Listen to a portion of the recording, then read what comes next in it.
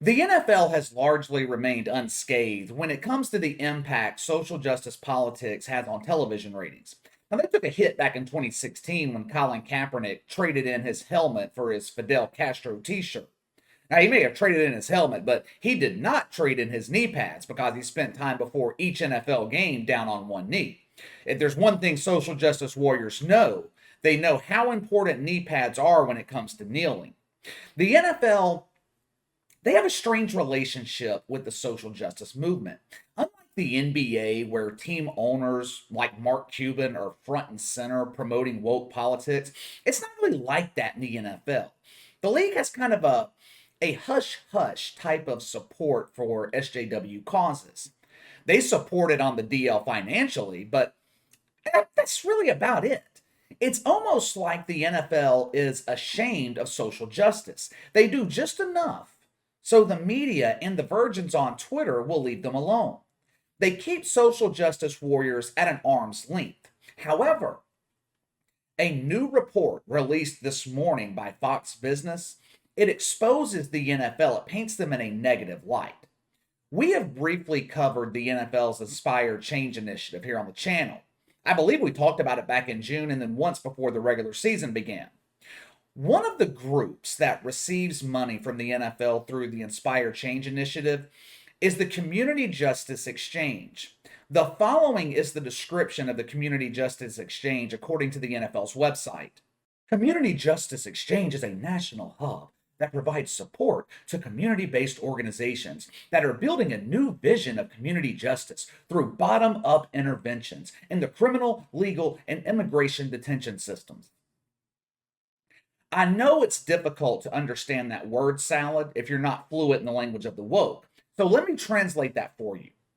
Community Justice Exchange, they work towards building communities without police protection.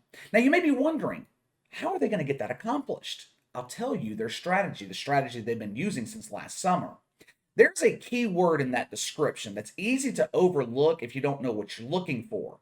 Bottom up interventions. Now, what is that? What is bottom up intervention? You create so much chaos in the streets that normal everyday citizens, they beg for government intervention. You're seeing that chaos right now in major cities across America. Crime soaring, groups of idiots running around looting. All of this is happening without consequences. There aren't any consequences because most of these major cities defunded their police departments. This strategy is called top down, bottom up, inside out. We've went over it before here on the channel. I'll explain it again. The bottom up is groups like Community Justice Exchange, Antifa, Black Lives Matter. They create chaos. That's their job. Top down is the government. People cry out for the chaos to end. The government steps in to solve the problem that they helped create. They change the system from the inside out by taking away your freedoms and your civil rights. The government knows they can't do it by force themselves. When Hitler tried to take over Germany in the early 1920s, he failed. He had the wrong strategy. He tried to take over through violence in the streets. It ended up sitting his ass in prison for a few years. In prison, though, he figured out what he needed to do. He created an enemy that all Germans could get behind, the Jews. He blamed economic problems on the Jews. He blamed the Germans losing World War I on the Jews. He was able to convince the German population that the Jews had to be exterminated for Germany and the rest of Europe to prosper. The same thing's being done here in America. First, it was the top 1%, the evil rich people, evil rich white men. Now, it's the police. And the NFL, whether they know it or not, are supporting it financially. But don't worry. These groups, they have a great strategy to replace the police. According to the Oregon Justice Resource Center, which received $300,000 earlier this fall, not sure how much of that came from the NFL, but I'm sure a lot of it did. But according to this group, We need social workers and programs, not police. We need truth and action, not empty gestures and platitudes. Asking people to respond to the violence of the system with nonviolence without rebuking the violent system or calling for its destruction is actively harmful and hypocritical. Until we are prepared to accept these facts, openly acknowledge it, defund police, and refund communities, we will only repeat the cycle of neglect and violence. That entire statement is bullshit. That saying, that old saying, you don't fight violence with violence, it is false. You know why most wars are started? Not all wars, but most. Besides money, why are most wars started?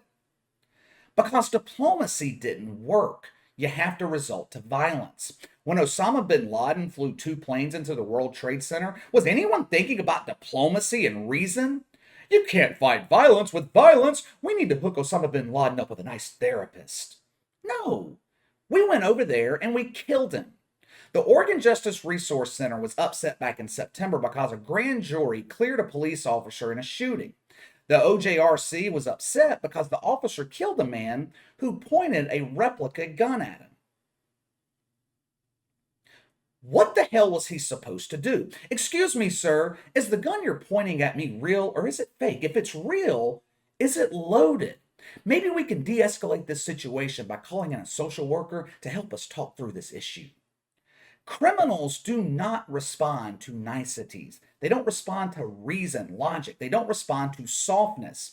You know what criminals respond to? Force, consequences. You start sending unarmed social workers into a domestic violence situation, it's not going to end well. According to the OJRC, the system of law enforcement and the prison system is all caused by the greatest evil of all, white supremacy. It's not criminals' fault that they're in jail, it's white supremacy. And the NFL's funding this bullshit. Just because you're not supporting it publicly doesn't mean your hands are clean here.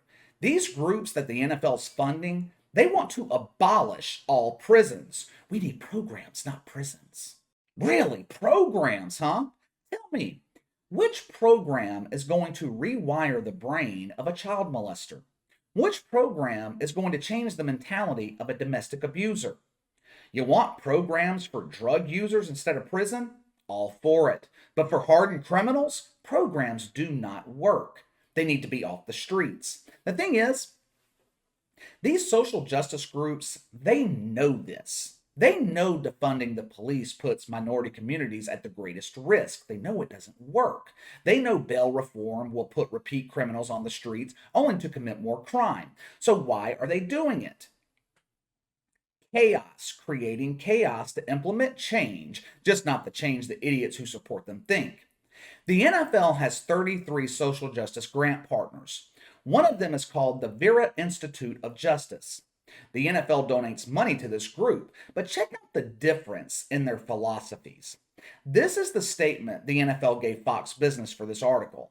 Our 33 social justice grant partners have been selected based on the critical work that they have done surrounding Inspired Change's 4 pillars: education, economic advancement, criminal justice reform, and police and community relations, to break down barriers to opportunity and systemic racism and bridge the gap between members of law enforcement and the communities that they serve.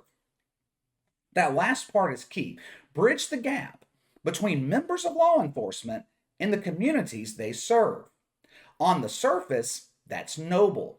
But check out this statement from the Vera Institute and see if you can tell the difference.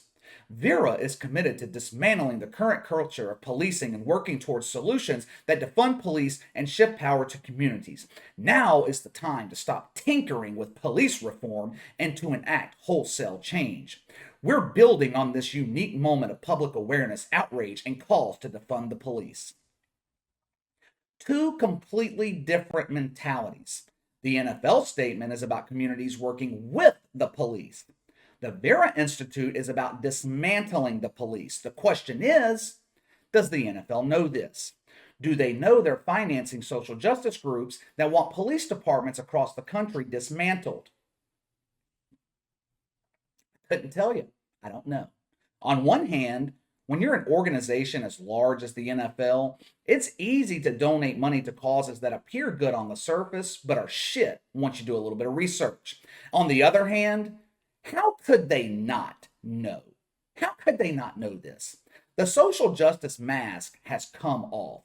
These people, these groups, they are not hiding their intentions anymore. Very little research is needed. They blatantly tell you their intentions. Now, do I think Roger Goodell and the NFL owners really want police defunded? No. But quietly supporting these groups just so the media and social justice warriors will leave you alone and you have a good ESG score, it makes you just as guilty. Let me know what you guys think of the NFL financially supporting groups that are pushing to defund the police. Sound off in the comments below. Make sure to like and subscribe. Click the notification bell to receive all notifications from the channel. Best way to contact me is by email at btlkc84@gmail.com, KC_BTL84 on Twitter. I'll see you guys tomorrow.